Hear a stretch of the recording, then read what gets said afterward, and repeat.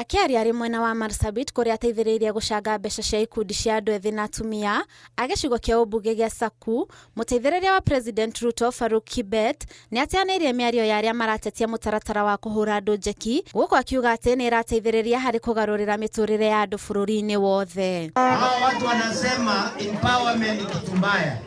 Hata wengine wameenda kotini. Wamesema tusikuje kusaidia development ya kina mama hapa. Unataka hii Marsabit iende mbele ama nyuma? Iende mbele ama nyuma? Leo tumekuja kujenga kina mama na bodaboda na leo tutaweka tofauti kubwa sana. Nake seneta wa Kericho augite gutire mundu kurugamia mibango ino ya kuhura andu njeki, akiuga mubango uyu ni wa kurehe uiganania. Akina mama na vijana lazima pia wanufaike. Ndio. Na kusema empowerment inafanyika sio kusema ati program zingine za serikali zimesimama.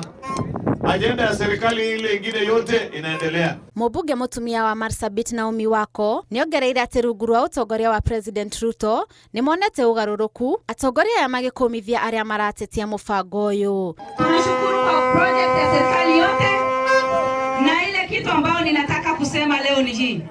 Kuna watu ambao wanajifanya na project yetu ya serikali ya national government. Wanasema ni ya county ama ni ya mtu binafsi.